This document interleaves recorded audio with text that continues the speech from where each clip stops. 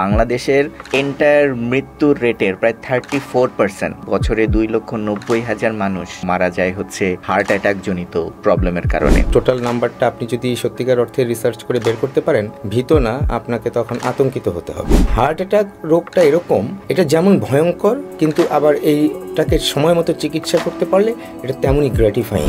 সাধারণ অ্যাওয়্যার মানুষ তার হার্টের কন্ডিশনটা যদি চেক করতে চায় তাহলে কোন টেস্টটা সে করবে, কোন অভ্যাসগুলো যদি আমি ইন জেনারেল আমার লাইফের সাথে যুক্ত রাখি তাহলে হার্ট ডিজিজগুলো থেকে পরিত্রাণ পাওয়া সম্ভব? আমি বলবো যে স্মোকিংয়ের হ্যাবিটটা করাই যাবে না।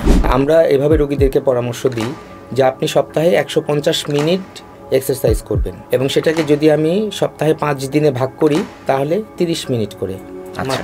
আমাকে কি কয়েকটা পাওয়ার ফুডের নাম বলবেন যেটা হার্টের জন্য ভালো? হোল গ্রেইন ফরম্যাটে যে খাবারগুলো আছে সেগুলোই আপনার কার্ডিয়াক ফুডের মধ্যে একটা পাওয়ার ফুড। প্রথম কথা হচ্ছে সিমটমগুলো কি, যে আমি বুঝবো যে না এই সিমটমটা হচ্ছে তার মানে হার্ট অ্যাটাক হচ্ছে বা হয়েছে। আমাদের দর্শকদেরও জানা উচিত heart disease which is like, আমি একটু রিসার্চ করতে যেটা পাচ্ছিলাম, বাংলাদেশের এন্টায়ার মৃত্যুর রেটের প্রায় 34%, হুইচ ইজ আমি যদি নাম্বারে বলি, বছরে 2,90,000 মানুষ মারা যায় হচ্ছে হার্ট ডিজিজের, স্পেসিফিক্যালি হার্ট অ্যাটাক জনিত প্রবলেমের কারণে। Is it true? হ্যাঁ, আসলে তো এটা একটা খুবই বেদনাদায়ক পরিস্থিতি। আমার কাছে মনে হয় নাম্বারটা আরও বেশিই হবে। আমাদের ডাটা এবং ডকুমেন্টেশন সিস্টেম একটু পুয়ার, বিশেষ করে গভর্নমেন্ট হসপিটালগুলোতে মানে এই ডাটাগুলো ঠিকমতো মানে সংরক্ষিত হয় এবং পরবর্তীতে এটাকে নিয়ে গবেষণা হয়, সেটা নিয়ে আমাদের একটু ডাউট আছে। বাট আপনি বলছেন তার মানে এর থেকে এই নাম্বারটাই আমাকে শক করেছে, তার মানে আপনি বলছেন নাম্বারটা এর থেকে বেশি। এক্স্যাক্টলি, আপনি যেটাকে ভাবছেন যে নাম্বারটা, যেটা নিয়ে আপনি অলরেডি ভীত, কিন্তু আপনাকে এখন আসলে টোটাল নাম্বারটা আপনি যদি সত্যিকার অর্থে রিসার্চ করে বের করতে পারেন, ভীত না, আপনাকে তখন আতঙ্কিত হতে হবে। মাই গড। ওকে, আপনি কি একটু আমাদের দর্শকদের জন্য বা আমাকে পার্সোনালি একটু যদি বলবেন যে হার্ট অ্যাটাক এই বিষয়টা আসলে কি? আমাদের দেশে আসলে মানুষজনের মধ্যে একটু মানে কনফিউশন আছে, তারা হার্ট অ্যাটাক এবং ব্রেন স্ট্রোককে এক করে ফেলে। আমি যেমন আমার রোগীদেরকে জিজ্ঞেস করি যে আপনার কি আগে কোনো মানে হার্ট অ্যাটাক হয়েছিল, রোগীরা কনফিউজড বা কোনো অ্যান্সার দেয় না বা ঠিক কী বলবে বুঝতে পারে না। আমি যদি জিজ্ঞেস করি আপনার হার্টের স্ট্রোক হয়েছিল, তখন ওনারা বলে যে হ্যাঁ হয়েছিল। আচ্ছা আচ্ছা, মানে এখন এটা ব্যাপারটা হয়েছে কি, এই মিসনোমারটা মানে আমাদের দেশের যে সমস্যাটা, এটা আগে আমাদের দূর করতে হবে। কারণ হার্ট অ্যাটাক একটা সিরিয়াস ডিজিজ, ব্রেন স্ট্রোকও একটা সিরিয়াস ডিজিজ। কিন্তু হার্ট অ্যাটাকের ইমিডিয়েটলি কিছু ম্যানেজমেন্ট নিতে পারলে রোগীটাকে একদম মানে সুস্থ মানে স্বাভাবিক করে ফেলা সম্ভব। আর ব্রেন স্ট্রোকেও সেটা সম্ভব, তবে ব্রেন স্ট্রোকে অনেক সময় দেখা যায় যে পেশেন্টের কিছু রেসিডুয়াল প্রবলেম থেকে যায়, প্যারালাইসিস বা এরকম কোনো নিউরোলজিক্যাল প্রবলেম। কিন্তু হার্ট অ্যাটাক রোগটা এরকম, এটা যেমন ভয়ঙ্কর কিন্তু আবার এইটাকে সময় মতো চিকিৎসা করতে পারলে এটা তেমনই গ্র্যাটিফাইং। তাহলে হার্টের মধ্যে আসলে আমি যেটা জানতে চাচ্ছি, হার্টের মধ্যে কি হলে এটাকে আমরা হার্ট অ্যাটাক বলি? এখানে ব্যাপারটা হচ্ছে, আমি এখন তাহলে একটু মানে মেডিকেল টার্মে একটু যেতে হচ্ছে, যাব আমি সহজ করেই বলি। তারপরেও আমাদের শরীরে যেমন রক্তনালী আছে বিভিন্ন জায়গায়, তার প্রধান কাজ হচ্ছে শরীরের বিভিন্ন অংশে গুরুত্বপূর্ণ অর্গানগুলোতে অক্সিজেন এবং নিউট্রিয়েন্ট এগুলি সাপ্লাই করা। আচ্ছা, সোজা হিসাবটা বুঝি। হার্টেরও ওরকম নিজস্ব রক্তনালী আছে। হার্ট তো পাম্প করছে রক্তটা, সারা শরীরে যাচ্ছে, বিভিন্ন অর্গানকে সাপোর্ট দিচ্ছে, বাট ওকে সাপোর্টটা কে দিবে? ওকেও ও নিজেই সাপোর্ট দিচ্ছে। সেই জন্য তার গায়ের ভেতর দিয়েও আর কতগুলো রক্তনালী আছে যেটা তাকে এই অক্সিজেন এবং নিউট্রিয়েন্টের সাপ্লাইটা এনশিওর করে। আচ্ছা, কিন্তু ওই রক্তনালীগুলোর যে ক্যালিবার, যে ডায়ামিটার, সেটা অন্যান্য রক্তনালী অনেকগুলোর চেয়ে অনেক চিকন। আচ্ছা, এখন ঘটনাটা হলো, যদি ওই হার্টের রক্তনালীর ভেতরে যদি কোনো কারণে প্ল্যাক জমে যায়, এখন ধরেন আপনি যদি এভাবে একটা চিন্তা করেন যে কোনো একটা বাড়ির একটা পানির কল, অনেক দিন যাবত আপনার ওই বাসার পানি লাইনটা আছে, ওর ভেতরে কিন্তু স্তর পড়ে যায়, ঠিক আছে? ঠিক সেরকম আমাদেরও রক্তনালীগুলোর ভেতরে বয়স বাড়ার সাথে সাথে বিভিন্ন কারণে, বিভিন্ন রিস্ক ফ্যাক্টরের কারণে ওখানে চর্বি জমে প্ল্যাক জমে যায়।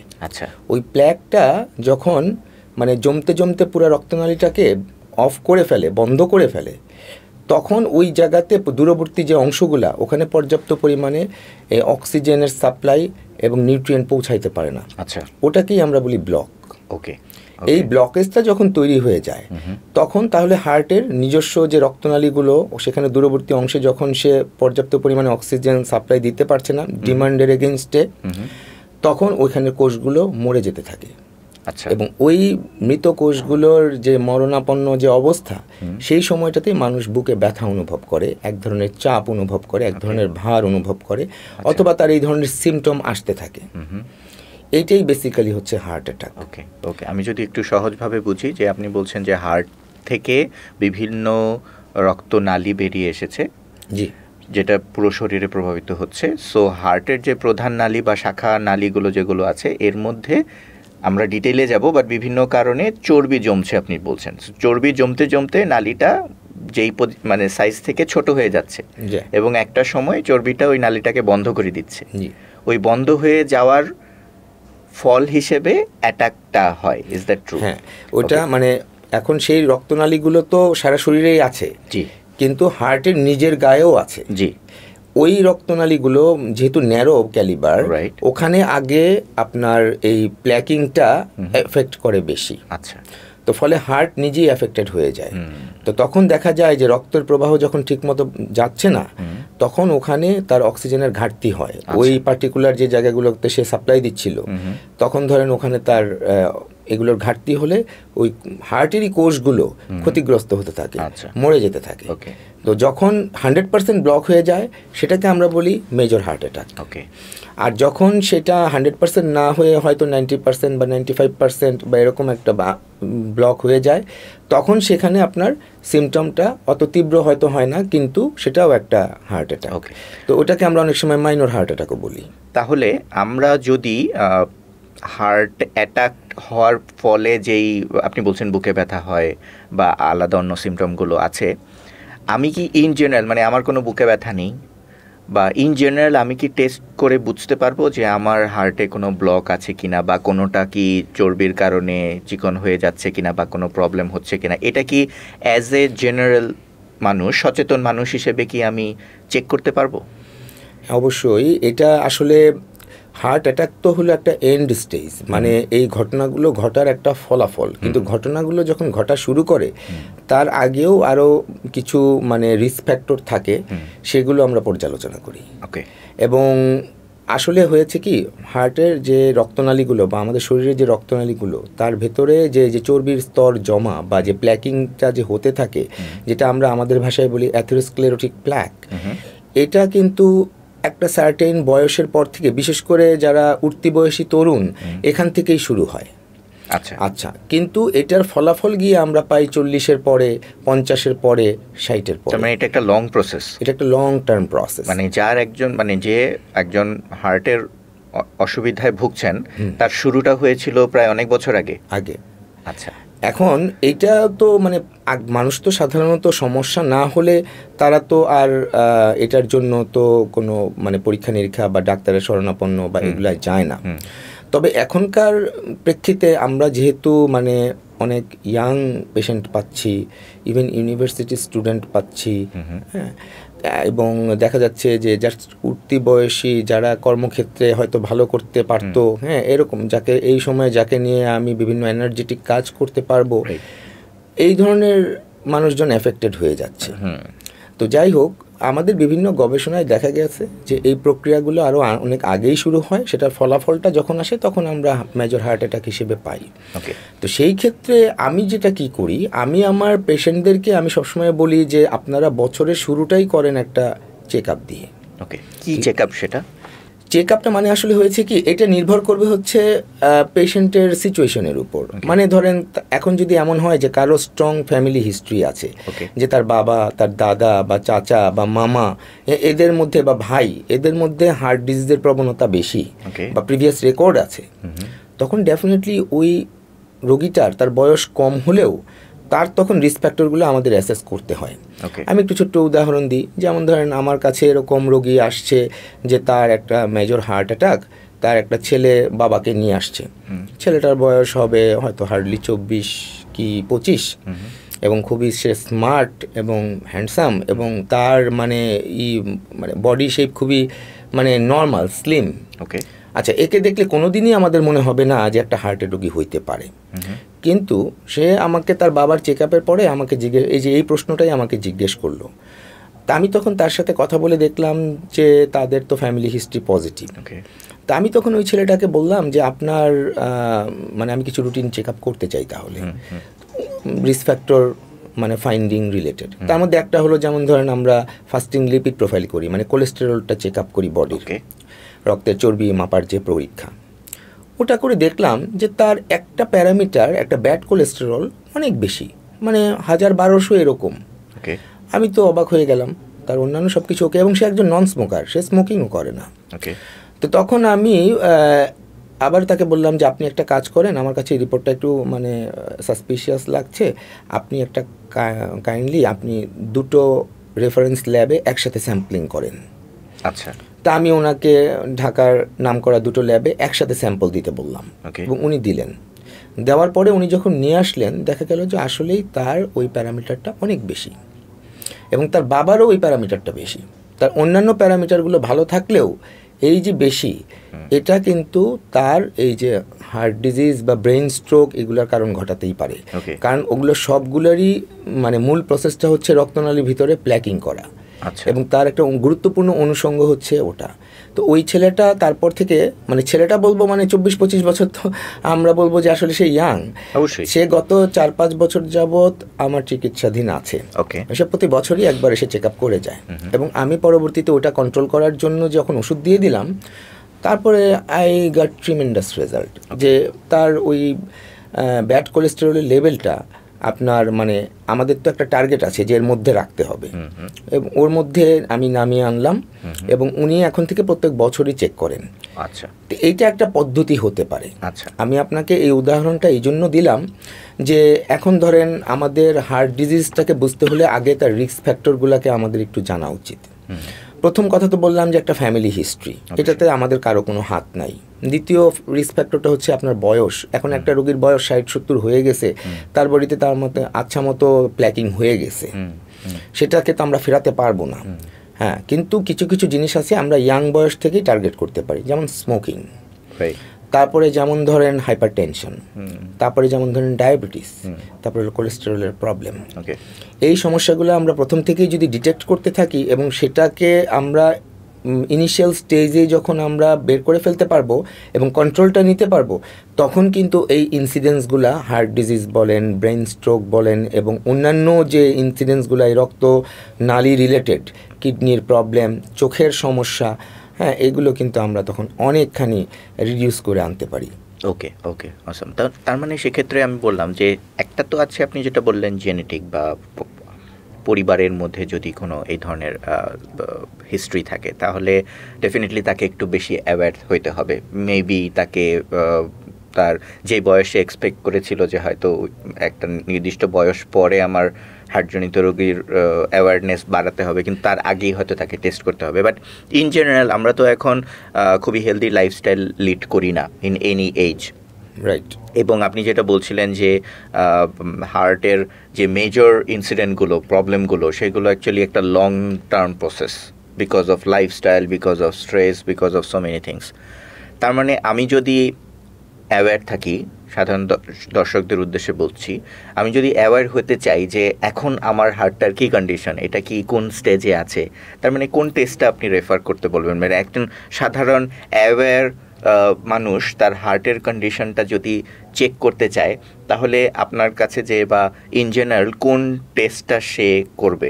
এখন ধরেন একজন পেশেন্টের কোনো রিস্ক ফ্যাক্টর নেই, তিনি জানতে চাচ্ছেন যে তার হার্টের কি অবস্থা। সেই ক্ষেত্রে আমরা তখন রিস্ক ফ্যাক্টর ডিটেকশন রিলেটেড যে টেস্টগুলো আছে, ধরেন রক্তের সুগারের মাত্রা, তারপরে মানে তার ডায়াবেটিস আছে কিনা, তারপরে তার হচ্ছে কোলেস্টেরলের মাত্রা, যেটা বলছেন, হ্যাঁ, যেটা হলো আমরা ফাস্টিং লিপিড প্রোফাইল করি, এটা খালি পেটে স্যাম্পল দিতে হয়, অনেক সময় র্যান্ডম স্যাম্পলও আমরা করি। এর পাশাপাশি ধরেন তার হার্টটাকে যদি আমরা একটু দেখতে চাই মানে বিভিন্ন অ্যাঙ্গেল থেকে, তাহলে একটা ইসিজি, একটা ইকো এবং একটা ইটিটি। আচ্ছা, ইসিজি দিয়ে তার হার্টের মধ্যে বিভিন্ন রকমের মানে এটা একটা গ্রাফিক্যাল প্রেজেন্টেশনের মতো আসে। হার্টের ভেতরে যদি কোনো মানে কোথাও যদি রক্ত প্রবাহ কম হয় বা কিছু হয়, ওখানে আমরা কিছু চেঞ্জ পাই। আচ্ছা আচ্ছা, আর ইসিজিটা কি মানে মূলত হার্টের অক্সিজেনের লেভেলটাকে আইডেন্টিফাই করে এরকম না, এতটা ওরকম কিছু না, তবে এটা আমাদেরকে ইন্ডিকেট করে যে হার্টের কোনো অংশে যে রক্ত প্রবাহ যদি কম হয় তাহলে সেই অংশে দেখা যায় যে হার্টের ওয়ালগুলো একটু কম মানে কন্ট্রাকশন করতে পারে। তো সেই রিলেটেড কিছু চেঞ্জ আসে। আচ্ছা, তবে এটা খুবই সূক্ষ্ম চেঞ্জ, অনেক সময় আসে অনেক সময় আসে না। আচ্ছা আচ্ছা, এরপরের যে স্টেপটা আমরা করি সেটাই হচ্ছে ইকো। তবে ইকোতে একটা ব্যাপার হলো কি যে এটা আপনার আলট্রাসোনোগ্রামের মতনই একটা টেস্ট, যেটাতে আমরা হার্টের ভেতরের আমরা বিভিন্ন আমাদের কতগুলো প্যারামিটার্স আছে ওগুলো আমরা পর্যালোচনা করি, হার্টের পাম্পিংটাকে দেখি, হার্টের কন্ট্রাকশনটাকে দেখি, তার ভালভের স্টেটাস দেখি, এরকম অনেকগুলো ব্যাপার আছে। কিন্তু যদি একটা মানে মেজর হার্ট অ্যাটাক হয় তাহলে একরকমের, তাহলে একটা বিধ্বস্ত হার্টের চেহারা আমরা পাই। আর যদি মেজর না হয় বা এখন হবে হবে ভাব হয় তাহলে কিন্তু আবার আমরা নর্মাল হার্টই পাই। সেই ক্ষেত্রে তখন আমরা একটা স্ট্রেস টেস্ট করি। স্ট্রেস মানে হচ্ছে তখন তাকে আমরা একটা পরিশ্রম করিয়ে আমরা হার্টের চেহারাটাকে দেখার চেষ্টা করি। তো সেইটা স্ট্রেস টেস্টটা আমরা ওই যে ইটিটির মাধ্যমে করি, মানে এক্সারসাইজ টলারেন্স টেস্ট। মানে তাকে আমরা তখন হাঁটানোর জন্য আমাদের প্রোটোকল আছে, ব্রুস প্রোটোকল বলি। সেটা আপনার আমাদের স্টেজ 1, স্টেজ 2, স্টেজ 3 বা স্টেজ 1 এইভাবে করে আমাদের স্টেজিং করা আছে, মানে ওটা প্রোগ্রামিং করাই থাকে। ওটা নির্দিষ্ট গতিতে চলবে এবং নির্দিষ্ট ডিগ্রিতে মানে ইনক্লাইন করবে মেশিনটা। মানে তাতে দেখা যাবে যে আপনি সমতলে হাঁটলে আপনার কি হচ্ছে আর একটু উপরের দিকে আপ স্টেপ হলে আপনার কি হচ্ছে। তো এতে হবে কি, এটা আপনার ডিমান্ড বাড়াবে অক্সিজেনের। আপনি যখন হাঁটছেন আপনার হার্টকে তখন বেশি পরিমাণ কাজ করতে হবে। এমনি হয়তো আপনি শুয়ে বসে থাকেন, হাঁটা চলা করেন, তাতে হয়তো আপনার হার্ট অতটা ডিমান্ড ফিল করে না। কিন্তু যখন আপনি তাকে ডিমান্ড দিচ্ছেন তখন দেখা যাবে যে সে তখন উইক হয়ে যাচ্ছে বা সে তখন ডিমান্ড মেক আপ করতে পারছে না। ওই ইন্ডিকেশনটা তখন আমাদের ওখানে চেঞ্জ হিসেবে ইসিজির মতনই মানে ওয়েভ সেখানে চেঞ্জ আসতে থাকে। তো ওটাকে আমরা তখন ডিটেক্ট করে ফেলতে পারি। আচ্ছা, আরেকটা আছে, যদি ধরেন আমরা মানে এখন দেখলাম যে একটা রোগী হাঁটতে পারে না, তার একটা পা নাই, আচ্ছা, অথবা তার পায়ে আর্থ্রাইটিসের প্রবলেম আছে, তাহলে আমরা কি করব? তাহলে আমরা তাকে এই স্ট্রেসটা আমরা তখন ক্রিয়েট করি ওষুধের মাধ্যমে। তখন তাকে আর এক্সারসাইজ করাতে পারি না, সেটা দিয়ে তখন আমরা হার্টটাকে ইকো করি। এটাকে আমরা ডোবুটামিন স্ট্রেস ইকো বলি। এটা ঢাকার যে খুব বেশি সেন্টারে হয় তা না, তবে লিমিটেড কয়েকটা সেন্টারে হয়। আমি আমাদের সেন্টারে করি, আমাদের এখানে এটা এখন আমরা চর্চা করছি। আপনার সেন্টার মানে হচ্ছে বিআরবি হসপিটাল লিমিটেড। এখন ব্যাপারটা হচ্ছে কি যে এটা যেমন ধরেন বয়স্ক মহিলারা বা মিডল এজেড লেডিরা অনেকে আছে হাঁটতে পারে না ঠিক মতো, বা হাঁটতে গেলে তারা মানে বিশেষ করে মেশিনে হাঁটতে গেলে তাদের জন্য অনেক সমস্যা হয়। তখন এই ডোবুটামিন স্ট্রেস ইকোটা তাদের জন্য অনেক হেল্পফুল হয়। ডোবুটামিন স্ট্রেস ইকোতে আমরা তখন ওষুধের মাধ্যমে স্ট্রেস ক্রিয়েট করি। ধরেন আপনার রেস্টিং হার্ট রেট হচ্ছে 70-এর ঘরে, আমরা তখন ডোবুটামিন দিয়ে ওই হার্ট রেটটাকে, তার টার্গেট হার্ট রেট আমরা একটা বলি, ধরেন তার হার্ট রেটটাকে আমরা দ্বিগুণ করে ফেলি। এটা আপনাদের মানে বোঝার জন্য আমি সহজ করে বলছি, ব্যাপারের মধ্যে কিছু ক্যালকুলেশন আছে। কিন্তু আমরা মানে তখন দেখি যে 140 যদি হার্ট রেট হয়ে যায়, কথার কথা, তখন তার হার্টের কন্ট্রাকশনটা ঠিক মতো হচ্ছে কিনা। যদি কোনো এরিয়ায় কম হয় তাহলে বুঝতে হবে সেখানে সে ডিমান্ড, এই অক্সিজেনের ডিমান্ড এবং সাপ্লাই ঠিক মতো করতে পারছে না, মানে এখানে একটা রেশিওটা উলটপালট হচ্ছে। তখন আমরা ধরে নিতে পারি ওই এরিয়াটাতে যে রক্তনালীটা সাপ্লাই দিচ্ছে সেখানটাতে কোনো একটা প্রবলেম আছে, বা তার প্ল্যাকিং হয়েছে বা সিগনিফিক্যান্ট ব্লক হয়ে যাচ্ছে। দ্যাটস ওয়াই সে হয়তো এমনিতে প্রবলেম ফেস করে না, কিন্তু যখন একটু এক্সারশন হয়, একটু সে মানে পরিশ্রম করতে যায়, তখনই তার প্রবলেম তৈরি হয়। এটা একটা পদ্ধতি। আরও একটা পদ্ধতি আছে, সেটা হচ্ছে এখন আমরা ধরেন রিস্ক ফ্যাক্টর থাকুক আর না থাকুক, কথার কথা আপনার মতন একজন ইয়াং এনার্জেটিক পারসন, বাট আপনি জানতে চাচ্ছেন যে what is the actual status of my heart vessels আর কি, মানে সেটার ভেতরকার প্ল্যাকিংয়ের কী অবস্থা। কথার কথা ফ্যামিলি হিস্ট্রি আমার স্ট্রংলি পজিটিভ, আমি আগে থেকে একটু জানতে চাই। তখন আমরা এই রোগীদেরকে আমরা সিটি করোনারি এনজিওগ্রাম করি। সিটি করোনারি এনজিওগ্রাম, এটা জাস্ট একটা সিটি স্ক্যান মেশিনের মধ্যে পেশেন্টকে শুইয়ে দেওয়া হয়, দিয়ে তারপরে তার শরীরে আমরা তো ডাই পুশ করি, ওই ডাইটা যখন হার্টের ওখান দিয়ে যায় রক্তনালীর ভেতর দিয়ে, এটাকে জাস্ট সিটি স্ক্যান মানে সে তার মতন সে স্লাইসিং করে করে মানে কি বলবো ছবি তুলতে থাকে। তারপরে সেটাকে আমরা তখন একসাথে একটা অ্যানালাইসিস করি, ওটা একটা সুন্দর 3D পিকচারের মতনই চলে আসে প্রায়। ওকে, এটা কতক্ষণের প্রসেস? এটা একটু প্রস্তুতি লাগে, তবে প্রসেস বেশিক্ষণের না, হয়তো আপনার হাফ অ্যান আওয়ারের মধ্যেই হয়ে যায়। ওকে, হাফ অ্যান আওয়ার। এটার কোনো প্রিকশন বা এটার কোনো এফেক্ট কি হয়? না, প্রিকশন মানে কি যে এটা হার্ট রেটটা আমাদের একটু নর্মাল রেঞ্জে থাকতে হয়। ডাই পুশ করার আগে আমাদের তো মানে রেনাল ফাংশন বা কিডনির ফাংশনটা দেখে নিতে হয়। আচ্ছা। এবং তাকে এটা তো আমাদের একটা প্রস্তুতি আগের থেকে মানে নিয়ে তারপরে তার সাথে এই টেস্টের একটা শিডিউল করে তারপরে তাকে এটা আমরা, তার মানে কিডনির প্রবলেম থাকলে এইটা অ্যাভয়েডেবল, তখন আমরা ওই ডাইগুলো আসলে দিতে পারি না, বা তখন আসলে সেটা অ্যাভয়েড করাই ভালো। কারণ যে ডাইগুলো দিয়ে আমরা এই টেস্টগুলো করি সেগুলো তো কিডনি ফাংশন যদি খারাপ থাকে সেটাকে আরো ডিটোরিয়েট করতে পারে। Okay, we are getting this things very interesting. আরেকটু জেনারেল কনসেপ্টে যাই। আমি ইদানিং যেটা আমি আমার পার্সোনাল রিসার্চে, আজকের কনভারসেশন রিসার্চে যেটা পেলাম, যে বর্তমানে ইয়াং এজে হার্ট অ্যাটাকের মাত্রাটা বেড়ে যাচ্ছে। আপনি এই এক্সপিরিয়েন্সটা কি কেমনভাবে দেখেন, বা এটা কি আপনারা এক্সপিরিয়েন্স করেন কি না বাংলাদেশে? অবশ্যই, এটা আমি আসলে যখন আমি মেডিকেল কলেজের ছাত্র ছিলাম আমি তখন থেকে এটা ফেস করেছি। আমি ঢাকা মেডিকেল কলেজের ছাত্র, তো আমরা যখন 4th ইয়ারে পড়ি সেটা তো বেশ আগের কথা, 2003-04 দিক, 2003-এর কথা। এবং ওই সময়ই আমি দেখেছি যে ঢাকা ইউনিভার্সিটিতে ক্লাস করছে ছেলে সায়েন্স ফ্যাকাল্টিতে, ক্লাসের মধ্যে তার এরকম একটা প্রবলেম হয়েছে, টোটাল ফ্যাকাল্টি তাকে নিয়ে চলে আসছে আমাদের এমার্জেন্সিতে। তখন থেকেই আমরা কিন্তু মানে এগুলো অহরহ ফেস করে আসতেছি। এগুলো কি মোস্টলি আপনি যেটা বলছিলেন ফ্যামিলি হিস্ট্রির কারণে হয়, নাকি লাইফস্টাইল রিলেটেড কোনো প্রবলেমের কারণে ইদানিং এটা বাড়ছে? আসলে ডেফিনেটলি এখানে আসলে মাল্টি ফ্যাক্টোরিয়াল, এটা একদম সিঙ্গেল কোনো ফ্যাক্টরের উপর আমি দিয়ে দিতে পারছি না। আচ্ছা। তবে এখনকার দিনে যেটা সমস্যা হয়েছে আমাদের লাইফস্টাইলটা তো ডেফিনেটলি অনেক স্ট্রেসফুল এবং অনেক ইনডিসিপ্লিনড। আর দ্বিতীয় কথা হচ্ছে হ্যাঁ, ফ্যামিলি হিস্ট্রি তো অনেকেরই আছে, ফ্যামিলি হিস্ট্রি অনেকেরই আছে, তার সাথে আমাদের কিছু ব্যাড হ্যাবিট যুক্ত হয়েছে। যেমন ধরেন স্মোকিং, অ্যালকোহলিজম, তারপরে ধরেন অনেকেই আছে বিভিন্ন রকমের ড্রাগসের সাথে জড়িয়ে গেছে, এগুলো একটা ফ্যাক্টর। আবার ওই দিক দিয়ে দেখা যাচ্ছে যে আরেকটা বড় মানে এটা আমি বলবো ড্রাগের চেয়েও খারাপ, সেটা হলো মানে ওজন বেড়ে যাওয়া বা স্থূলতা। এটা ওর চেয়েও খারাপ, কারণ হচ্ছে আমাদের ছেলে মেয়েগুলো এখন বসে থাকছে, এরা এখন ফিজিক্যালি ইনঅ্যাক্টিভ, এরা কাজকর্ম করতেই চাচ্ছে না, বা আমরা আসলে আমাদের লাইফস্টাইলটাকে জানি কেমন বানিয়ে ফেলেছি। আমি তো ডক্টর, আমিও তো তাই, আমি সারাদিনে কতটুকু আমি অ্যাক্টিভিটি করার সুযোগ পাই। হ্যাঁ, তো এখন ব্যাপারটা হচ্ছে যে নর্মালি আমাদের যেমন এই যে এখন ডিভাইসগুলো বা ইয়েতে আমরা বলি যে ওখানে আমাদের তো স্টেপস রেকর্ড হয়, আমরা দেখি যে আমাদের বলা হয় যে 10,000 স্টেপসের উপরে হাঁটতে, বাট কয়দিন আমরা 10,000 স্টেপস হাঁটতে পারি? ঢাকায় আমরা যারা থাকি হাঁটবো কোথায়?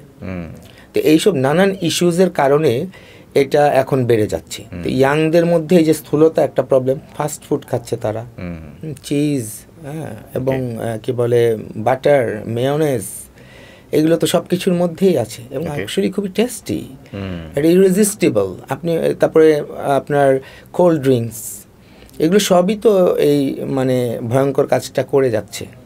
আচ্ছা, এর পাশাপাশি অল্প বয়সে এখন হাই প্রেশার ডেভেলপ করে যাচ্ছে, হাইপার টেনশন, ডায়াবেটিস ডেভেলপ করে যাচ্ছে। হ্যাঁ, আগেকার দিনে আমাদের বাবা চাচাদের দেখেছি যে একটু বড় মানে বয়স হলে আমরা যখন মানে এসএসসি ইন্টারমিডিয়েট পাশ করে গেছি তারপরে তাদের ডায়াবেটিস ধরা পড়েছে। বাট এখন কি হচ্ছে, যে ফার্স্ট ইয়ার ইউনিভার্সিটিতে ঢুকেছে, হি হ্যাজ ডায়াবেটিস। যারা 25 থেকে 30 বছর বা 35 বছর বয়সে আছে, মানে জীবনের কর্মক্ষেত্রের প্রথম স্টেজে আছে, আমি যেটা বলবো, হয়তো ওই সময়টাই বেশি লাইফে স্ট্রেস যুক্ত হয়, তাই না? একটা আইডিয়াল লাইফস্টাইলে ঢাকা বা বাংলাদেশ সিনারিওতে কি হতে পারে যার জন্য আমি একটু কশাসলি আমার হার্টটাকেও বেটার রাখতে পারবো বাংলাদেশ কনটেক্সটে? না, এটা তো ডেফিনেটলি এটা একটা ইন্টারন্যাশনাল প্রবলেম, বাংলাদেশ কনটেক্সটও ডেফিনেটলি এটার বাইরে না। তবে আপনার কোশ্চেনটাকে আমি একটু মডিফাই করে দেব, প্লিজ। কর্মক্ষেত্রের কর্মজীবনের শুরুতে না, এটা কলেজ এবং ইউনিভার্সিটিতে যখন ছাত্ররা ঢুকছে ওই সময় থেকে এই জিনিসটাকে ইমপ্লিমেন্ট করা উচিত।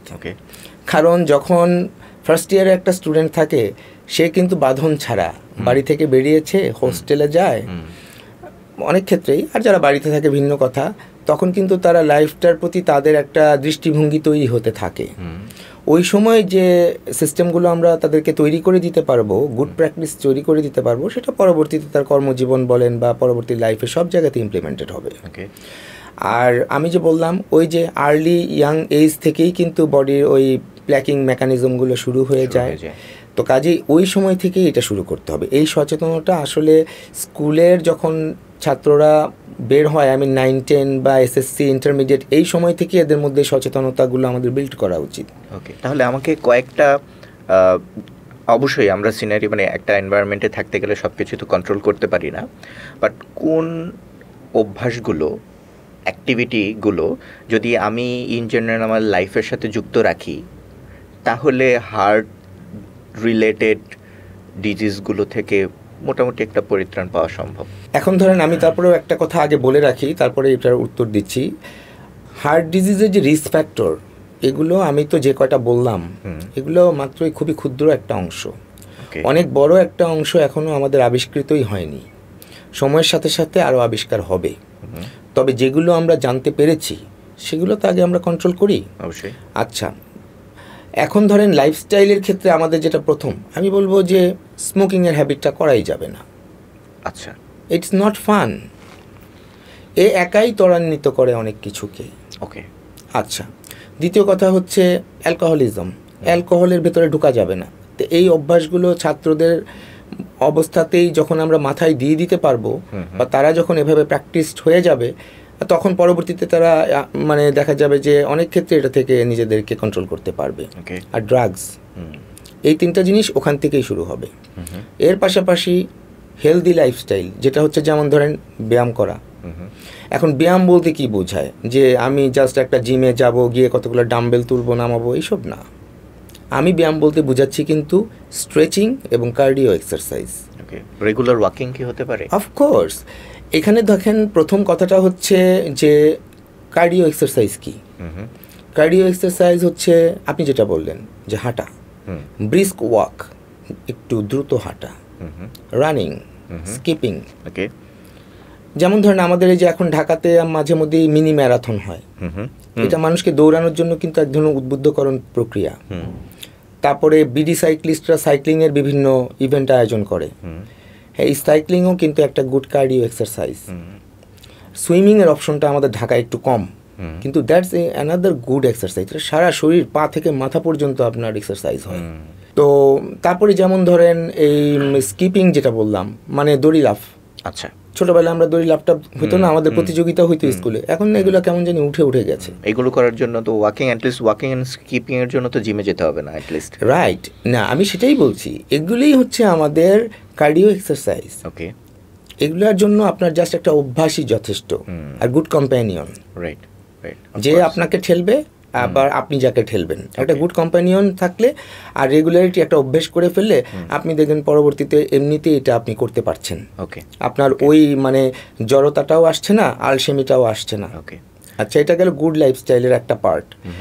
ব্যায়ামের আরেকটা আছে, সেটা হচ্ছে স্ট্রেচিং এক্সারসাইজ। ওকে, এখন দেখবেন যে বাইরের ওয়ার্ল্ডে, বিশেষ করে আপনার মানে সাউথ ইস্ট এশিয়াতে, ওখানকার মানুষদের কিন্তু মানে চলাচল এবং লাইফস্টাইল কিন্তু একটু ভিন্ন। ওরা মানে আমাদের চেয়ে অনেক বেশি কর্মঠ, অনেক বেশি অ্যাক্টিভ। এখন ওদের ওখানে বিভিন্ন রকমের পদ্ধতি আছে। ওরা যেমন গ্রুপে বিভিন্ন রকমের এক্সারসাইজ করে, অ্যারোবিক্সের মতোই, বাট স্ট্রেচিং টাইপের এক্সারসাইজগুলোকে ওরা বিভিন্ন মিউজিকের সাথে গ্রুপভাবে করে। আচ্ছা, যেমন তাবাতা, হ্যাঁ, তারপরে জুম্বা। আচ্ছা, এগুলো কিন্তু সার্চ দিলেই আপনারা ইউটিউবে পেয়ে যাবেন। তো এরকম বিভিন্ন জায়গায় ধরেন ক্লাব বা গ্রুপ যদি তৈরি করে নিজেরা এই ধরনের একটা স্বাস্থ্যকর অভ্যাস আমরা তৈরি করতে পারি। মনে করেন ঢাকা ইউনিভার্সিটির প্রত্যেকটা হলে একটা তাবাতা গ্রুপ রইল। তাবাতা গ্রুপ প্রত্যেক বছরে ইয়ার যারা ফার্স্ট ইয়ার সেকেন্ড ইয়ারে আসতেছে এদেরকে ইনক্লুড করবে ক্লাবের মতো। ওরা কি করবে? ওরা তাবাতা করবে। তাবাতা কিছুই না, 4-5 মিনিট মিউজিকের সাথে সাথে কিছু এক্সারসাইজ করবে। 5 মিনিট বডিকে মুভ করা, পুরা বডির। 5 মিনিট করেন না, 10 মিনিট করেন না, সুন্দর একটা ফিট বডি পাবেন। আর এটাও তো একটা মানে কি বলবো যে একটা সময় কাটানোর একটা ভালো পন্থা। সকালটাই যদি শুরু করেন, কথার কথা 5 মিনিট 10 মিনিট স্ট্রেচিং এক্সারসাইজ আপনি ইজিলি করতে পারেন বাসায়। ঘুম থেকে উঠেই মোবাইলটাকে হাতে নিয়ে না বসে বা অন্য কোনো কাজ বাদ দিয়ে আপনি এটাকে আগে শুরু করেন না। আমরা তো অধিকাংশই বাংলাদেশে হলাম মুসলিম, সকালে উঠে ফজরটা পড়লাম, পড়ার পরে তারপরে কিন্তু আমরা টুকেটাকে এগুলো অনেকগুলো কাজ করে ফেলতে পারি, কোনো ব্যাপারই না। এটা একটা গুড আমাদের হ্যাবিট হতে পারে। এবং এই জিনিসটা আমরা যখন স্টুডেন্ট অবস্থা থেকে শুরু করে দিতে পারবো, এরা তখন কর্মক্ষেত্রে বলেন, পরবর্তী লাইফে বলেন, আস্তে আস্তে এরা কিন্তু এগুলো ইমপ্লিমেন্ট করতে পারবে। ওকে ওকে, আমি একটা কুইক কোয়েশ্চেন, যে খুবই ইন্টারেস্টিংলি বিভিন্ন রিলস আসে, আমরা তো রিলস দেখে বিভিন্ন ধরনের মানে অল্প বিদ্যা ভয়ঙ্করী যেরকম, সো অল্প অল্প কিছু জানি, জেনে আসলে ওইগুলোকে রিয়েল লাইফের সাথে কানেক্ট করার চেষ্টা করি। মানে আমি একটা রিলসে দেখছিলাম হার্ট অ্যাটাকটা আসলে ফিজিক্যাল অ্যাক্টিভিটির সাথে একটা ইউ লুপের মতো কাজ করে, যে উইদাউট এক্সারসাইজ হার্ট অ্যাটাকের মাত্রাটা মানে সম্ভাবনা বেশি থাকে উইদাউট এক্সারসাইজ করা একজন মানুষ। আবার ওভার এক্সারসাইজ করলেও হার্ট অ্যাটাকের সম্ভাবনা বেড়ে যায়। সো এই বিষয়টা আপনি একটু বলবেন, যে অনেক সময় আমরা অনেক এক্সাম্পল হিসেবে দেখি যে জিমে খুব হার্ড পুশ এক্সারসাইজ করতে যেয়েও কিন্তু হার্ট অ্যাটাকের সম্মুখীন হয়েছে। সো এই বিষয়টা একটু ব্যালেন্সিং আমরা কিভাবে করতে পারি, বা কতটুকু আমরা প্রেশার নিতে পারি নিজের বডির জন্য, এই বিষয়টা যদি একটু ক্লিয়ার করতেন। আমি আসলে যে এক্সারসাইজের কথাটা বললাম সেটা ধরেন আমরা এভাবে রোগীদেরকে পরামর্শ দিই যে আপনি সপ্তাহে 150 মিনিট এক্সারসাইজ করবেন, এবং সেটাকে যদি আমি সপ্তাহে 5 দিনে ভাগ করি তাহলে 30 মিনিট করে মাত্র, তাহলে 3 5 15 150। আচ্ছা, তাহলে আপনার সপ্তাহে বাকি 2 দিন আপনি রেস্ট। আচ্ছা, আমি আরও ইজি করে রোগীদের বলে দিই যে আপনি 3 দিন এক্সারসাইজ করবেন, 1 দিন রেস্ট নেবেন, 2 দিন এক্সারসাইজ করবেন, আরেক দিন রেস্ট নেবেন। আচ্ছা, তো 30 মিনিট এটা তো তেমন বেশি কিছু না। কিন্তু হ্যাঁ, যেটা বললেন ওই যে জিমে গিয়ে যারা ওভার এক্সারসাইজ করে, ওটা আসলে মানে এটা একটা অন্য পর্যায়ের ব্যাপার। তারা মানে এখন তো ইয়াংদের মধ্যে আমরা জিম অ্যাক্টিভিটি টেন্ডেন্সিটা অনেক বেশি দেখি। না, ডেফিনেটলি, কিন্তু জিমে তো ধরেন এই সব কিছুরই ব্যবস্থা আছে। আপনি ওখানে গিয়ে ট্রেডমিল পাবেন, আপনি ওখানে কিন্তু ওই যে বাইসাইক্লিং করার সুযোগ পাবেন। মানে আমি যেগুলো কার্ডিও এক্সারসাইজ বললাম, জিমে গিয়ে আপনার সেগুলোও করা সম্ভব। আপনি কার্ডিও করবেন, আপনি ওখানে গিয়েও স্ট্রেচিং করবেন। ভালো ট্রেনার থাকলে সে আপনাকে এগুলি সব কিছু দারুণভাবে বুঝিয়ে দেবে। কিন্তু আপনি যেটা বললেন সেটা কিন্তু আবার অন্য জিনিস, যেটা হলো মাসল বিল্ডিং এক্সারসাইজ যারা করে ওরা কিন্তু আবার অনেকেই আছে স্টেরয়েড নেয়। আচ্ছা আচ্ছা, যদিও স্বীকার করে না, কিন্তু ওই স্টেরয়েড কিন্তু একটা ইম্পর্টেন্ট ফ্যাক্টর ওই যে আপনার রক্তনালীর ভিতরে প্ল্যাকিং করার জন্য। আচ্ছা, ওকে। এবং সে কিন্তু আপনার এই স্মোকিং বা ডায়াবেটিস বা হাই প্রেশারের চেয়ে কোনো অংশে কম না। তো তাহলে ওটা ওখানে ওভাবে ইফেক্টটা তৈরি করে, বুঝতে পেরেছেন? ওকে। তো যারা মানে ওভার এক্সারসাইজ করে সেটাও আসলে আমাদের জন্য স্বাস্থ্যসম্মত না। আপনি আপনার দেহকে সুস্থ রাখার জন্য, ফিট রাখার জন্য কাজটা করবেন। ওকে ওকে। কিন্তু সেটাকে যখন অতিরিক্ত পর্যায়ে নিয়ে যাবেন তখন অবশ্যই এটা হার্মফুল হবে। ওকে, আমাকে কি কয়েকটা পাওয়ার ফুডের নাম বলবেন যেটা হার্টের জন্য ভালো? আচ্ছা, না, খাদ্যাভ্যাস নিয়ে আসলে কথা, হ্যাঁ পাওয়ার ফুডে আসছি, বাট পাওয়ার ফুডের আগে খাদ্যাভ্যাসের একটা জেনারেল কথা বলি প্লিজ। স্টুডেন্ট অবস্থা থেকে যে অভ্যেসগুলো করতে, খাদ্যাভ্যাসও তার মধ্যে গুরুত্বপূর্ণ। ওকে ওকে। খাদ্যাভ্যাস যেটা হচ্ছে, প্রথম কথা হচ্ছে খাওয়ার ডিসিপ্লিন মেনটেন করতে হবে আপনাকে। টাইমের খাবার টাইমে খাবেন, সকালের খাবার, দুপুরের খাবার, রাতের খাবার, আমাদের 3টা মেজর মিল আছে। আচ্ছা, কিন্তু আমি আমার রোগীদেরকে বলি কি 3 বার না, আপনি 5 বার খাবেন। আচ্ছা, যেমন মিড মর্নিং একটা স্ন্যাক্স 11টা 11:30টার দিকে খাই কিন্তু কিছু না কিছু। আবার বিকেলেও আসরের পরে বা মাগরিবের সময় আমরা কিন্তু একটু নাস্তা করি, এটাও করবেন। আচ্ছা, কিন্তু খাওয়ার প্যাটার্নটা কেমন হবে? প্যাটার্নটা হবে হচ্ছে যে ধরেন এখন মানে আমি আসলে যদি কার্ডিয়াক ফুড নিয়ে যদি এখন কথা বলতে যাই, আমাদের কিন্তু মানে এটাই একটা এপিসোড আপনার করে ফেলা যাবে। তারপরেও আজকে যেহেতু প্রসঙ্গের অবতারণা হয়েছে আমি কিছু বলবো। প্রথম কথা হচ্ছে যেগুলো সুপার রিফাইন্ড ফুড আমাদের, ধরেন একদম সাদা চাল বা একদম সাদা আটা, হ্যাঁ, এগুলো কিন্তু আমরা এখন একটু কম খেতে বলি, একটু অ্যাভয়েড করতে বলি। তার তুলনায় ব্রাউন চালকে আমরা বলি যে ভালো। আচ্ছা, তারপরে ব্রাউন আটা, ওগুলাকে বলি ভালো। এটাকে আমরা আসলে হোল গ্রেইন বলি। হোল গ্রেইন ফরম্যাটে যে খাবারগুলো আছে সেগুলাই আপনার কার্ডিয়াক ফুডের মধ্যে একটা পাওয়ার ফুড। ওকে ওকে, আরেকটা জিনিস হচ্ছে আমরা তৈলাক্ত খাবার অ্যাভয়েড করতে বলি, যেগুলোতে মানে প্রাণীজ চর্বি, বিশেষ করে গরু খাসির মাংস, ওগুলোতে পরতে পরতে চর্বি থাকে, ওই চর্বিগুলো ভালো না। ওকে, ওই চর্বিগুলো যে যে আইটেমের মধ্যে ঢুকবে সেই আইটেমগুলোকেই মানে মানে হৃদয় অবান্ধব খাবারে পরিণত করবে, হৃদয় বান্ধব আর থাকবে না সে। তো ওই জায়গাগুলোতে আমাদের একটু অ্যাভয়েড করতে হবে। হ্যাঁ, লিমিটেড কিছু খাওয়া যেতে পারে, সেটা অবস্থা বুঝে, রোগীর লিপিড প্রোফাইল চেক করে, অন্যান্য রিস্ক ফ্যাক্টর চেক করে আমরা হয়তো পারমিট করতে পারি। খাবে কি? মাছ খাবে, যে কোনো মাছ, ছোট মাছ, বড় মাছ, সমুদ্রের মাছ, নদীর মাছ, বিলের মাছ, তৈলাক্ত মাছ, তৈল ছাড়া মাছ, any kind of fish, any kind of fish. তবে এতগুলো কথা কেন বললাম? সেকেন্ড পাওয়ার ফুড যেটা বললেন সেটা হচ্ছে এই মাছের তেল। মাছের তেল, যেটার মধ্যে ওমেগা 3 ফ্যাটি অ্যাসিড থাকে। ওকে, ঠিক সো আছে, it is good for heart. Yes. আমাদের দেশে সবচেয়ে বেশি পাওয়া যায় ওমেগা 3 ফ্যাটি অ্যাসিড এমন মাছ কোনটা জানেন? কোনটা? বাংলাদেশের জাতীয় মাছ ইলিশ। ইলিশ, সি ফিশ, সি ফুড। এটা এমনি এমনি এত মানে হাই লেভেলের একটা ফুড হয় নাই। এই মাছটা, এটার মধ্যে সবচেয়ে বেশি আপনার মানে আমাদের এখানে যে মাছগুলো পাওয়া যায় সবচেয়ে বেশি ওমেগা 3 ফ্যাটি অ্যাসিড। ওকে, অথচ এটা আমরা জানি না। ঠিক আছে, আচ্ছা। তারপরে যেটা হচ্ছে সবচেয়ে বেশি আমাদের খাওয়া উচিত সেটা হচ্ছে শাকসবজি এবং ফলমূল। আচ্ছা, ভেজিটেবল। আচ্ছা, ফিশের ক্ষেত্রে আমার একটু কনসার্ন আছে। ইলিশ আপনি বলছেন, আর কি কিছু আছে? মানে ইলিশটাকেও কিন্তু আমরা অনেক সময় একটু বলি যে একটু এক্সপেন্সিভ ফিশ। মোটামুটি একটু অ্যাফোর্ডেবল ফিশের মধ্যে কোন ফিশটা আমরা রেগুলার খেতে পারি ফর হার্ট বেনিফিটস? না, গুড কোশ্চেন। এটা আসলে বাংলাদেশে আসলে এখন সব মাছই এক্সপেন্সিভ হয়ে গেছে, রাইট। তবে আমরা বললাম সামুদ্রিক পানির মাছ, তো বললাম এটা মিঠা পানির মাছে আসি। আচ্ছা, মিঠা পানির মাছের মধ্যে যেমন ধরেন বোয়াল, আয়ের, শোল, এইগুলা মাছেও কিন্তু মোটামুটি ভালো পরিমাণেই আপনার ওমেগা 3 ফ্যাটি অ্যাসিড আছে। ওকে ওকে, ঠিক আছে। এখন ইভেন পাঙ্গাস, আচ্ছা, এটা তো আমাদের দেশে এখন সবচেয়ে বেশি অ্যাভেলেবল, রাইট, এটাতেও আছে। তো কাজেই দেশি যে আমরা যে মাছগুলো খাই প্রত্যেকটাতেই কম বেশি আছে, তবে ইলিশে সবচেয়ে বেশি। ওকে, ওটাই আমি বললাম। Right right, got it. এখানে আরেকটা কথা একটু বলি, এই মাছগুলো রান্নার ক্ষেত্রেও কিছু ব্যাপার আছে।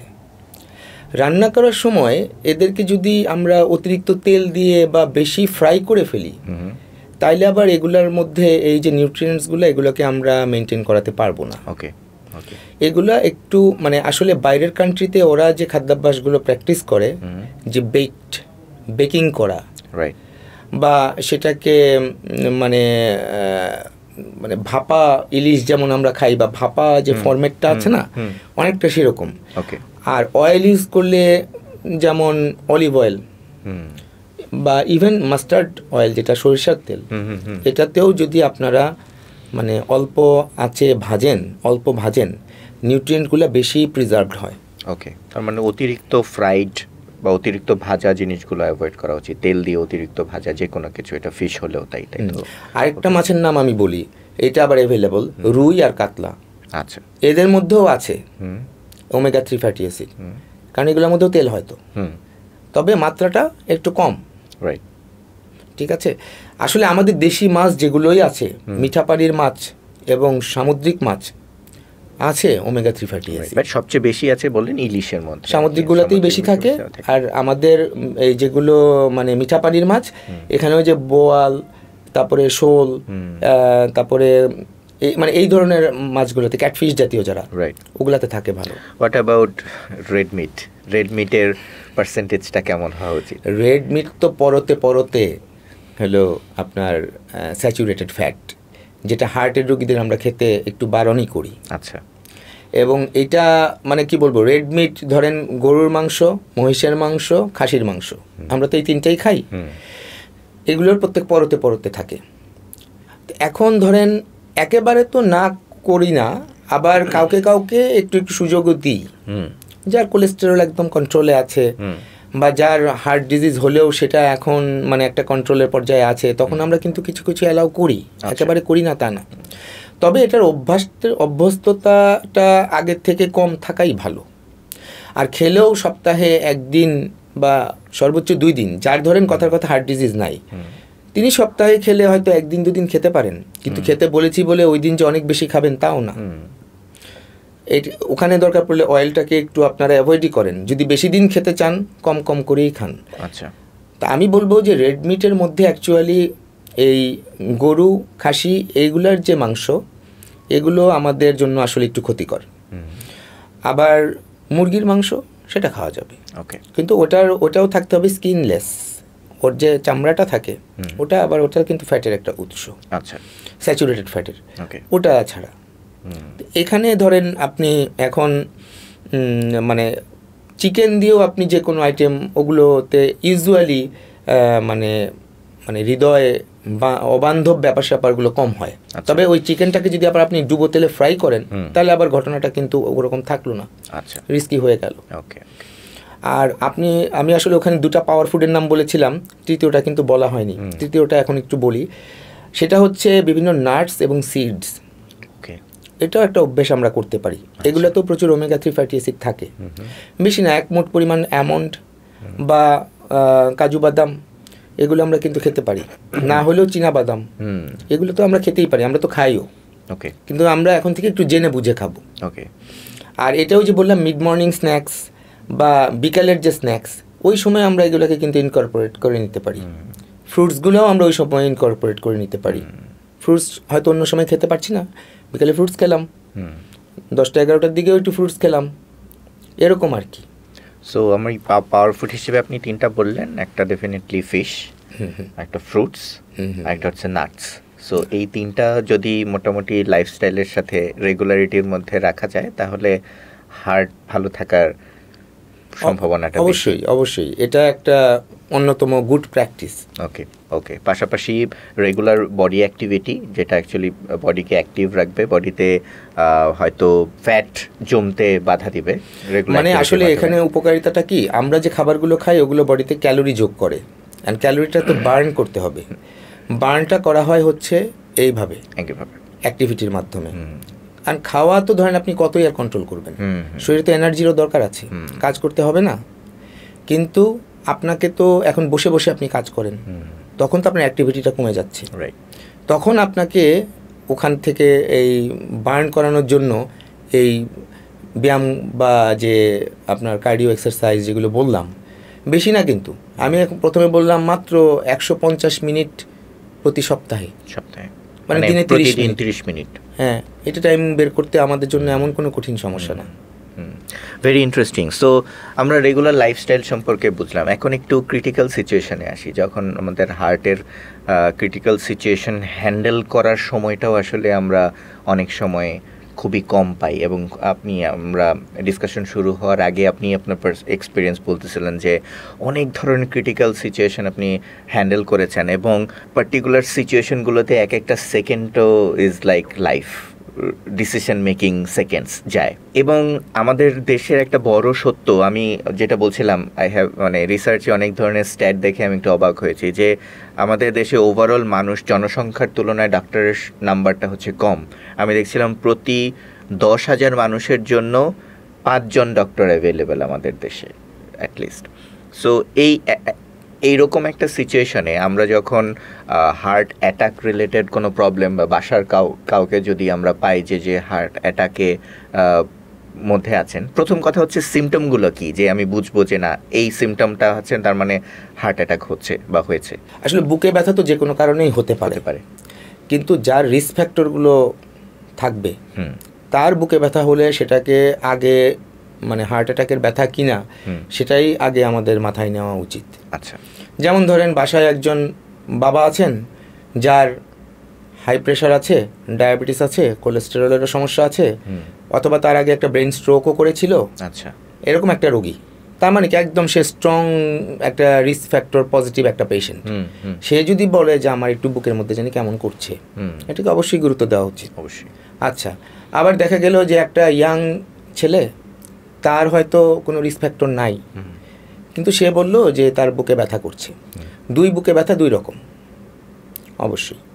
তো ওই যে বললাম বাবাটার যে গল্প বললাম, ওই বাবার মিনিমাম পেইন হলেও ওটাকে আমাদের মানে এক্সক্লুড করা উচিত, যেটা হার্টের ব্যথা না। বুকে ব্যথা মানে কি, এটা কি ইন জেনারেল বুকে ব্যথা নাকি পজিশনটা বোঝার জন্য, নাকি কোনো স্পেসিফিক পেইন সে ফিল করে বা না? আমি আসছি, বুকের ব্যথাটা আসলে এটা আমাদের একটা বাংলা ভাষার একটা শব্দ, তো এটা আমরা বলি ব্যথা, কিন্তু অনেক রোগী বলে আমার তো বুকে ব্যথা করে না, আমার বুকে চাপ দিয়ে ধরে আছে। এমন একটা বিষয় মনে হবে যেন বুকে পাথর চাপা দিয়ে আছে, আচ্ছা, অথবা ভিতরে তার দম নিতে যেন একটু সমস্যা হচ্ছে। হ্যাঁ, এবং দেখা যাচ্ছে যে মানে সে ভার অনুভব করছে, বা তার শ্বাস নিতেও অনেক সময় মনে হচ্ছে ইনসাফিসিয়েন্ট, তার ব্রিদিং হচ্ছে, এরকম হতে পারে। আবার এই বুকের যে মানে একটা চাপ ধরা অনুভূতি, এটা আবার বাম হাত দিয়ে নেমে যাচ্ছে, মানে বাম হাতে রেডিয়েট হচ্ছে, কাঁধে রেডিয়েট হচ্ছে, নিচের চোয়ালে রেডিয়েট হচ্ছে, ঠিক আছে।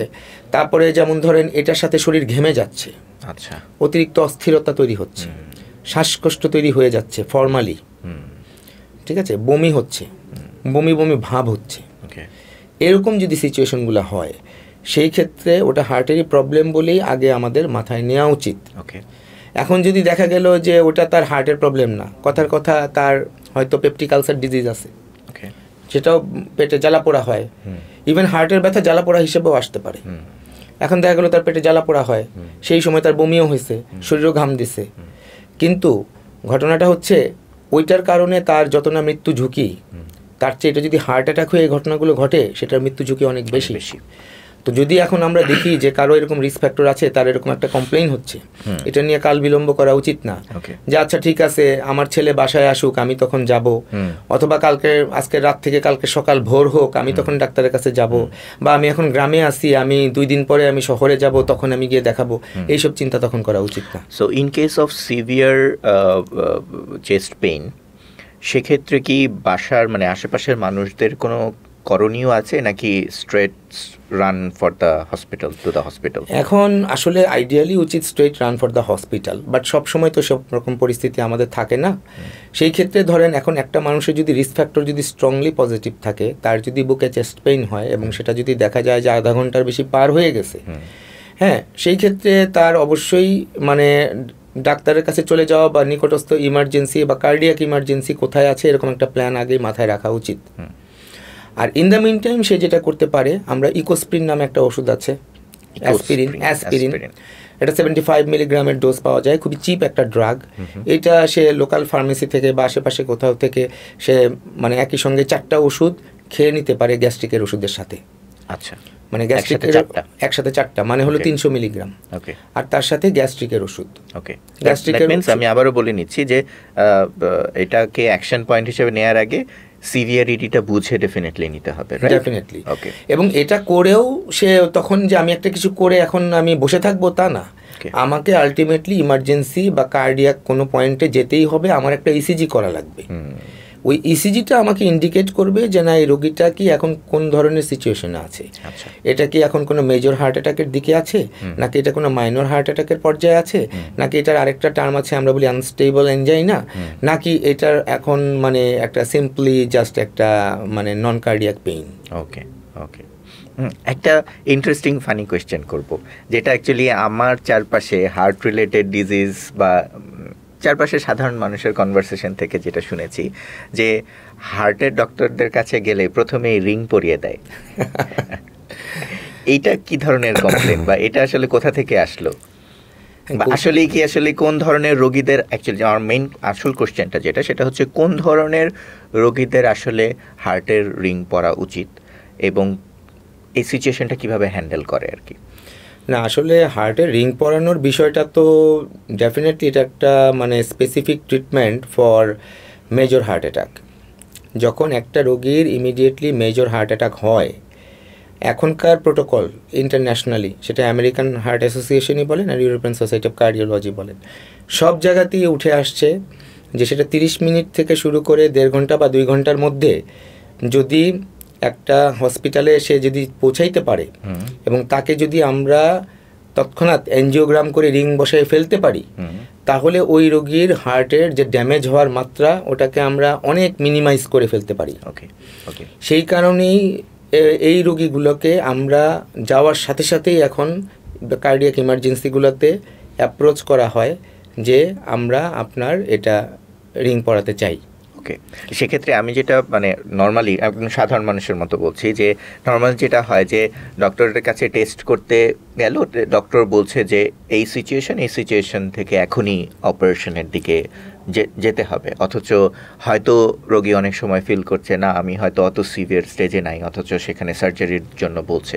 সো এক্ষেত্রে কি কোনো ক্রস চেক করা বা অ্যাকচুয়ালি কি কোনো ওয়ে আছে নাকি ফ্রম পেশেন্টস বা পেশেন্টদের আত্মীয়দের পয়েন্ট অফ ভিউ থেকে যে তারা ডক্টরদেরকে কি কোয়েশ্চেন করবে যার উপর তারা মানে বুঝবে যে না আসলেই আমার পেশেন্টটাকে এখন একটা সার্জারির দিকে নিয়ে যাওয়া উচিত? না, আচ্ছা, এখানে আমি একটু কারেকশন করে দিই, এটা আসলে কিন্তু কোনো সার্জারি না। ওকে, এটা হলো জাস্ট একটা মানে প্রসিডিউর যেটা আমরা রক্তনালীর ভিতর দিয়ে প্রসিড করি। ওকে, এটা ধরেন একটা এনজিওগ্রাম করতে টোটাল প্রিপারেশন হয়ে গেলে আমাদের মানে 10 থেকে 15 মিনিটের বেশি কিন্তু সময় লাগে না। আচ্ছা, রোগীকে কোনো অজ্ঞান বা কাটাছেঁড়া কিছুই করা হয় না। ওকে, এবং ওই অবস্থায় আমরা সরাসরি রক্তনালীর ভেতরটা দেখে ফেলি। ওকে, এবং এখানে আমি একটু জিনিস উল্লেখ করি, এটা কিন্তু আপনি যদি ইউরোপ বা আমেরিকা বা আমাদের উন্নত বিশ্বের চিকিৎসা ব্যবস্থার দিকে যদি আপনি তাকান, ওখানে তো সবারই ইন্স্যুরেন্স করা আছে। এরকম একটা সিমটম নিয়ে রোগী যখনই ইমার্জেন্সিতে চলে যায়, তারা জাস্ট তাদের ক্রাইটেরিয়াগুলো ফুলফিল যদি করে রোগীকে নিয়ে সরাসরি ক্যাথ ল্যাবেই চলে যায়। ওকে, ওখানে গিয়ে তখন তারা এনজিওগ্রাম করে যদি দেখে যে সেখানে সিগনিফিক্যান্ট প্ল্যাক বা ব্লক আছে, তখনই সেটাকে ক্লিন করে ওখানে রিং পরিয়ে দেওয়া হয়, যেটাকে আমরা স্ট্যান্টিং বলি। ঠিক আছে, তো এটা কিন্তু আসলে বাইরের ওয়ার্ল্ডে ওয়েল প্র্যাকটিসড এবং আমাদেরও গাইডলাইন আমরা সেগুলোই ফলো করি। হ্যাঁ, তবে এখানে আমাদের দেশে ধরেন আসলে প্রথম কথা হচ্ছে রোগীদের এখানে একটা মানে অর্থ সংস্থানের বিষয় আছে। দ্বিতীয় কথা হলো আমাদের এখনও হেলথ সিস্টেম আমাদের সাধারণ মানুষজনেরও মানে কি বলবো খুব যে আস্থার জায়গায় পৌঁছাইতে পারছে তা কিন্তু না, সেগুলো মাল্টিফ্যাক্টোরিয়াল, অনেকগুলো ইস্যুজ আছে আমাদের দেশের প্রেক্ষিতে। সেই জন্য এটা একটা বড় ব্যারিয়ার কিন্তু অবশ্যই আমাদের দেশের একটা রোগী, আর আমাদের দেশের বেশিরভাগ মানুষই হচ্ছে ধরেন মধ্যবিত্ত, নিম্ন মধ্যবিত্ত এই ক্যাটাগরির, এবং দেশের কয়েকটি মানে ঢাকাতে এবং চিটাগংয়ে কয়েকটি মানে কর্পোরেট হসপিটাল ছাড়া অন্যান্য জায়গায় গেলে কিন্তু আপনি মানে ফর্মাল সেবাগুলো এত সুন্দরভাবে পাবেনও না। গভর্নমেন্ট হাসপাতালগুলোতেও আপনার ধরেন ওখানে অনেক রোগীর লোড, ওখানেও সার্ভিস রিলেটেড কিছু ইস্যুজ আছে। আমাদের এখন এই যে কার্ডিয়াক রোগীগুলা, এদেরকে যে ইমিডিয়েট সার্ভিসটা দিতে হয় এবং ইমিডিয়েট ইমার্জেন্সির যে মোকাবেলা করতে হয়, এই ধরনের সক্ষমতা কিন্তু আমাদের অনেক জায়গাতেই নাই। এবং ট্র্যাডিশনাল বড় বড় হসপিটালগুলোতেও এগুলার কিছু স্ক্যারসিটি আছে। আচ্ছা, তো এইসব নানান কারণে মানুষের এক ধরনের মানে কি বলবো যে তারা এক ধরনের আস্থাহীনতায় ভুগেন। আচ্ছা, আর ওই যে বললেন একটা ভুল ধারণাও তৈরি হয়ে গেছে, আমি বলবো যে গেলেই সবাইকে রিং পরাতে বলা হয়, আসলে সবাইকে কিন্তু বলা হয় না। ধরেন যার একটা মেজর হার্ট অ্যাটাকের ফিচার আসবে, অথবা একটা মাইনর হার্ট অ্যাটাকের ফিচার আসবে, অথবা একটা কার্ডিয়াক ইনসাল্ট হয়ে গেছে মনে হবে, তাদের ক্ষেত্রেই আমরা এই অ্যাপ্রোচটা করি। এবং এক্ষেত্রে আমাদের অবজেক্টিভ এভিডেন্স থাকে, আইদার ইসিজি থেকে আমাদের ক্লু থাকবে, অথবা ইকো থেকে আমাদের ক্লু থাকবে, অথবা অন্য কোনো যে আমাদের মানে কি বলবো হিস্ট্রি বা প্রিভিয়াস ইভেন্ট বা অন্যান্য কোথাও না কোথাও একটা ক্লু থাকেই। সো দিজ আর দ্য কি ইন্ডিকেটরস যেটার উপর বেস করে মানে আমি যদি অ্যাজ এ পেশেন্টের আত্মীয় বা রেফারেন্সে বলে থাকি, সো দিজ আর দ্য কি ফ্যাক্টর যেগুলো আমরা ক্রস চেক করে ডক্টর যদি রেফার দিয়ে করে থাকেন তাহলে তার সাথে অ্যাকসেপ্ট করব। অবশ্যই অবশ্যই। আর একটা বিষয় কি, এটা আমি খুব গুরুত্ব সহকারেই বলবো আপনার এই পডকাস্টের মাধ্যমে, যখন মেজর হার্ট অ্যাটাক হয়ে যায় তখন এটা নিয়ে সময় ক্ষেপণ করার টাইম থাকে না, কারণ তখন মিনিট ইজ মাসল, প্রতি মিনিটে মিনিটে মাসল ক্ষতিগ্রস্ত হতে থাকে। আপনারা তখন যদি সিদ্ধান্ত নিতে 1 ঘন্টা 2 ঘন্টা দেরি করেন, ওই হার্টের কিন্তু অনেকখানি ক্ষতি হয়ে যাচ্ছে, যেগুলো কিন্তু আমরা কোনোভাবেই আর ফেরাতে পারবো না। ইভেন মানে আপনি পরবর্তীতে যদি আপনি আরও বেশি করেও খরচ করেন, বেশি করেও মানে বড় সেন্টারেও নিয়ে যান, ওইটা কিন্তু আপনি ওই বেনিফিটটা আর পাবেন না। ওকে ওকে, যেটা ড্যামেজ হয়ে যাওয়ার হয়েই যাবে। ওকে, একটু বোঝার জন্য ফর ম্যাস পিপলদের জন্য অ্যাজ এ রেফারেন্স হিসেবে আপনি হয়তো কিছুটা প্লাস মাইনাস থাকবে, একটু খরচের ব্যাপারটা আমি একটু বুঝতে চাচ্ছি। ইন জেনারেল হার্টে রিং পরানো বা আপনাকে যেটাকে বলছেন sting, right? Stenting. So stenting per stenting কীরকম খরচ হয় আমাদের দেশের পয়েন্ট অফ ভিউ থেকে? না, এটা আসলে বা রেঞ্জও বলতে পারেন আপনি। হ্যাঁ, এটা আসলে স্পেসিফিকভাবে বলাটা একটু কঠিন। তবে হ্যাঁ, রেঞ্জে যদি বলি, ধরেন এটা তো প্রাইভেট সেন্টারগুলোতে একরকম, গভর্নমেন্ট সেন্টারগুলোতে একরকম। তো প্রাইভেট সেন্টারের কথাই আগে বলি। প্রাইভেট সেন্টারে ধরেন একটা অ্যানজিওগ্রাম করতে গড়ে ধরেন 15-16 হাজার টাকা থেকে শুরু করে 20-25-30 হাজার টাকা পর্যন্ত বিভিন্ন প্যাকেজ আছে। ওকে। এবং গভর্নমেন্টে গেলে খরচ এর চেয়ে অনেকখানি কমে যায়। ওখানে ধরেন গভর্নমেন্ট এরিয়াতে বেশ কিছু কস্টিং, ওটা গভর্নমেন্টের বিভিন্ন মানে সাবসিডিয়ারিতে সাবসিডাইজড হয় বলে ওখানে ধরেন কস্টিংটা অনেক সময় অর্ধেক হয়ে যায়। আচ্ছা। Even Bangabandhu Sheikh Mujib medical university যেটা বা পিজি হাসপাতাল, ওখানেও এগুলোর খরচ কমে আসে। আচ্ছা। তো দ্যাট মিনস আমি গভর্নমেন্ট লেভেলে যদি বলি, তাহলে আপনি যেটা বলছেন সেটা হলো প্রায় 5 থেকে 10 হাজার, এবং প্রাইভেট সেক্টরে 15 থেকে 30 হাজার, এর আশেপাশেই থাকবে আর কি মোটামুটি। এটা একদম স্পেসিফিক ভাবে বলা কঠিন, আমি একটা আইডিয়া দিচ্ছি। এক্স্যাক্টলি। আর রিং পরানোর বিষয়টাও একই রকম। রিং পরানোর একটা কস্টিং আছে, রিং এর দামের একটা ব্যাপার আছে, আবার রিং এর মধ্যে কিছু ব্র্যান্ডের ব্যাপার আছে। আচ্ছা। আমরা যেমন ইউরোপিয়ান স্ট্যান্ড বা আমরা যদি ইউএস এর যে স্ট্যান্ড, এগুলো যেগুলো ইউজ করি এবং যেগুলো মোটামুটি মানে ওয়েল এস্টাবলিশড এবং যাদের আউটকাম ভালো, এগুলোর মানে এখন তো আমাদের গভর্নমেন্ট আসলে এগুলোর দাম নির্ধারণ করে দিয়েছেন। ওকে। তো কাজেই ওগুলো মোটামুটি একটা নির্দিষ্ট লিমিটের মধ্যেই দামগুলো থাকে, এমন না যে ওটা চাইলেই কেউ ইচ্ছা মতো দাম বাড়িয়ে নিতে পারবে। এই 15 থেকে 30 হাজারের মধ্যে? নো, এটা প্লাস, এটা আলাদা। এটা আমি যেটা এর আগেরটা বললাম, এটা এনজিওগ্রামের কস্টিং বলছেন। কস্টিংটা এখন বলছি এনজিওপ্লাস্টি বা রিং পরানোর কস্টিংটা। সেখানে দুইটা খরচ, একটা হলো রিং পরানোর খরচ, আই মিন ক্যাথল্যাব চার্জ এবং অন্যান্য অপারেটরস চার্জ, এগুলো অনেক কিছু। আর আরেকটা হচ্ছে যে তার রিংয়ের দাম, যে জিনিসটা তার ভেতরে লাগানো হবে। জি। এখন রিংয়ের কস্টিংটা ধরেন আমরা যদি, এটা আবার দুই রকমের আছে। একটা হলো যেটার মধ্যে থেকে ড্রাগ রিলিজ হয়, সেটা 1 বছর পর্যন্ত ড্রাগ কোটেড মানে ভিতরে প্রোটেকশন দেয়। আরেকটা আছে ড্রাগ ছাড়া। ড্রাগ ছাড়াগুলো একটু পুরনো আমলের রিং, ওগুলো এখন আমরা সাধারণত খুব একটা বেশি ব্যবহার করি না, কারণ ওগুলোর মধ্যে আবার ব্লক হয় বা হওয়ার রেট বেশি। আচ্ছা। আর যেগুলো ড্রাগ ইলুটিং স্টেন্ট, ওগুলোর দাম মোটামুটি ধরেন 80-90 হাজার টাকা থেকে শুরু করে 1.5 লাখ 2 লাখ পর্যন্ত রেঞ্জে চলে যায় পার স্টেন্ট। এবং ওখানে আপনার লাগানোর যেটা মানে রিং পরানোর যে কস্টিং, সেটাও ধরেন বিভিন্ন সেন্টার টু সেন্টার ভ্যারি করে।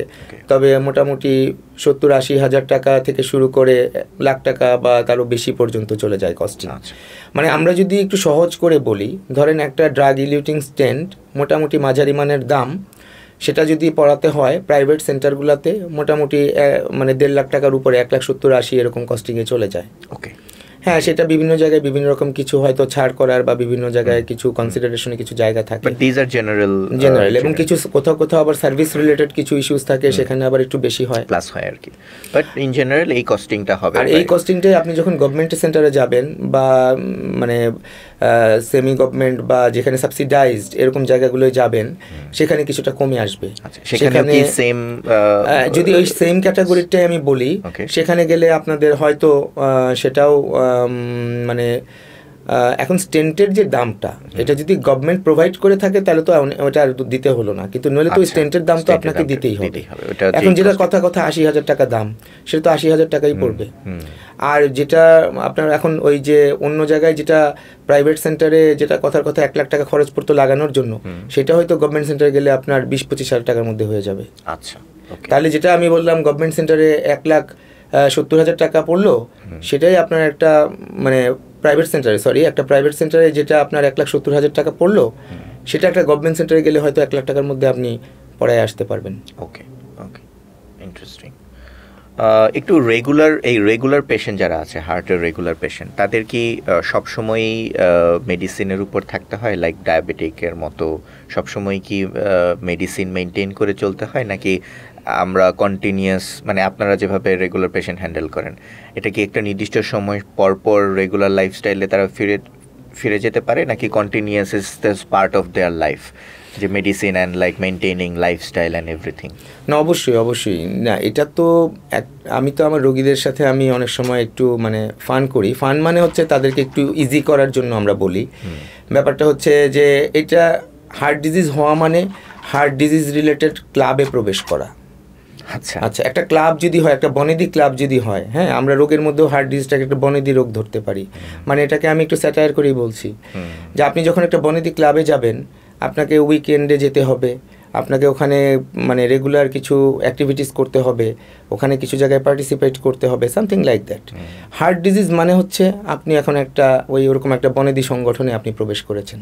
আপনাকে এটার জন্য সারা জীবনই মানে যতদিন বেঁচে থাকবেন আপনাকে খরচ করতে হবে, নিয়মকানুন পালন করতে হবে। হ্যাঁ, বনেদি ক্লাবে গেলে কিন্তু নিয়মকানুন আছে, সব ধরনের অ্যাটায়ার পরে যাওয়া যায় না, সব ধরনের খাবার ওখানে পরিবেশন হয় না, সব ধরনের অ্যাক্টিভিটিস গিয়ে করতে পারবেন না, রেস্ট্রিকশনস থাকে না।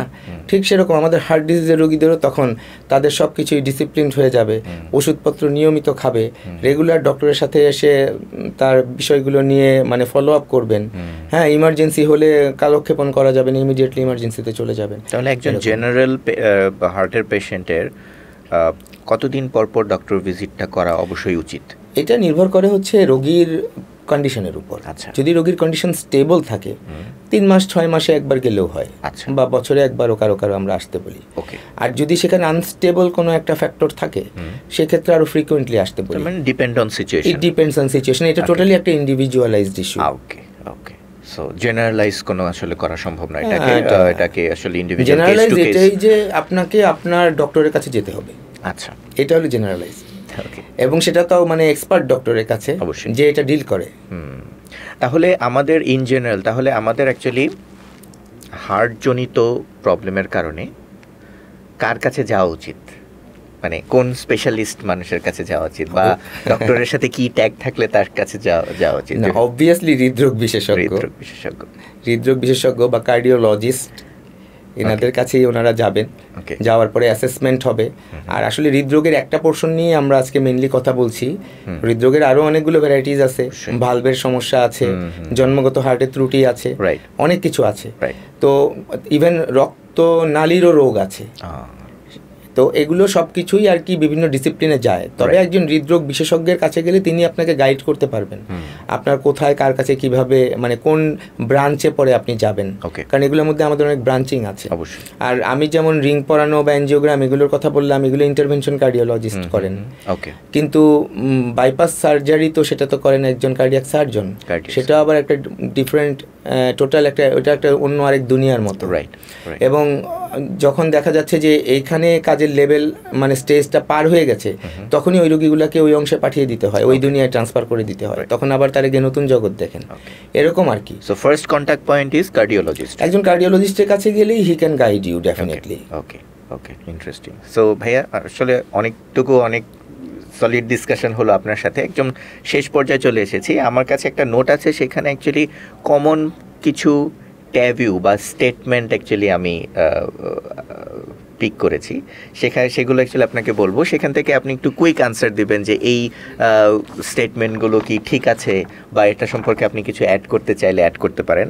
চেষ্টা হলো হার্ট ডিজিজের মধ্যে সবচেয়ে বড় ঘাতক হচ্ছে স্ট্রেস। না, বড় ঘাতক স্ট্রেস তা না, আমি বলবো যে আমাদের এখনকার প্রেক্ষিতে আমি বলবো স্মোকিং, এটা হলো বড় একটা ঘাতক। ওকে, হ্যাঁ, কারণ সে মাল্টিপল অ্যাঙ্গেল থেকে এই প্রসেসটাকে ত্বরান্বিত করে। ওকে, স্ট্রেস সেটাও করে, স্ট্রেস হয়তো প্রেশারটাকে বাড়ায়, হ্যাঁ, কিন্তু সেই প্রেশার বাড়ানোর ফলে তার যে মানে কার্যকারিতা সেটা হইতে যে সময় লাগবে, একটা স্মোকিং তার চেয়ে আরও দ্রুত একে ওই হার্ট ডিজিজের কাছে নিয়ে যাবে। Okay, so smoking is the main criminal here. Of course. Okay,